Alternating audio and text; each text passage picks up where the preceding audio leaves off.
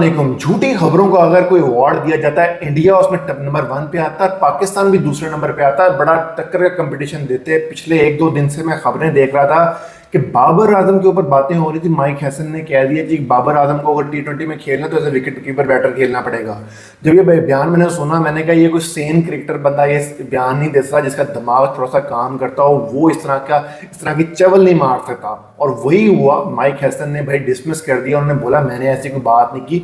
बाबर का wicket as a wicket keeper का batsman खेलने की तो क्या बनती है, उसने अपनी जिंदगी में कभी एज ए विकेट कीपिंग नहीं की। और मैं उसको टीम में एडजस्ट करने के लिए, जब मेरे पास पहले विकेट कीपर बैटर मौजूद है, फरहान अली आगा जो है, सादा फरहान जो है वो विकेट कीपिंग करता है, हारिस हमारे पास मौजूद है, तो मैं बाबर को कहाँ पे एडजस्ट करूंगा। तो ये सारी स्पेकुलेशन से ही है, टोटली डिनाइड इट, जो फॉल्स बेसलेस जो चीज़ें चल रही थी। और सोशल मीडिया के ऊपर बहुत ज़्यादा प्रोपोगेट कर रहा था। ये यूट्यूबर्स हमारे बैठ के इसके ऊपर वीडियोस बना दी, एंड मैं सर पकड़े बैठा हुआ था कि यार ये क्या बेहुदा मजाक हो रहा है, कि क्रिकेट के साथ क्या मजाक हो रहा है। एक बैटर जो प्रॉपर बैटर है, आप उसको कैसे ट्रांसफॉर्म कर सकते हो एक एज ए विकेट कीपिंग जो है उसके अंदर। और बाबर की जो बॉडी स्ट्रक्चर है वो विकेट कीपिंग के लिए सूट भी नहीं करता। वो ढीला ढाला सा बंदा है, ना वो डाइव सही तरह प्रॉपर करता है, ना वो दूसरी चीज़ें करता है। विकेट कीपर जो है प्रोएक्टिव होते हैं, वो सारे चीज़ों को लेकर चलते हैं। तो बाबर को रोल ही सूट नहीं करता। तो जिसके भी दिमाग में ये खुन्नास भरा था, तो मैं तो उसको सलूट करता हूँ। क्या उसके दिमाग में चीज़ें चल रही थी, क्या सोच के उसने ये सारी चीज़ें की। बाकी देखते हैं कि पाकिस्तान क्रिकेट जो है ये आपको हमेशा सरप्राइज़ करती है। मे भी इसमें भी मान लेंगे सरप्राइज़, और शायद बाबर साहब भी इस चीज़ के ऊपर आ जाएंगे, मैं विकेट कीपर खिला दो, मुझे T20 में जगह दे दो।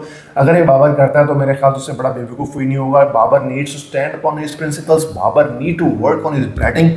सो जो उसका एक प्रॉपर बैटर जो एज ए बैटर खेल रहा था, और टाइम करता था, लेट खेलता था, अंडर द आई खेलता था, बाबर की क्लास थी।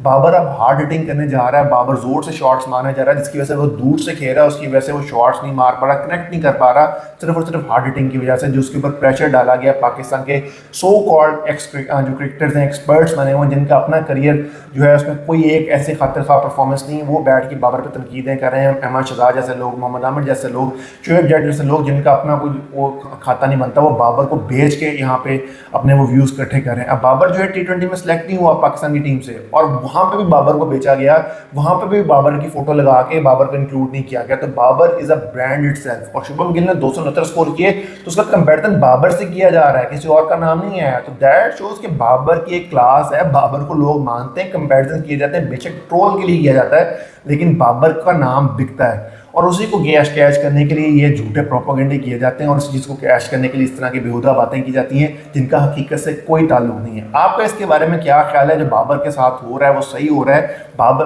तो शायद के लोग जालम साहब को सानू में बरना शौक थी, बाबर का खुद भी कसूर है, लेकिन जो इस टाइम जो चीज़ें हैं, बाबर को इससे निकलना पड़ेगा और एज ए बैटर खेलना पड़ेगा और अपनी क्लास में वापस आना पड़ेगा। I hope so big bash के अंदर वो अच्छा परफॉर्म करे और पाकिस्तान के लिए कम बैक करे। आपका इसके बारे में क्या ख्याल है? Do let us know.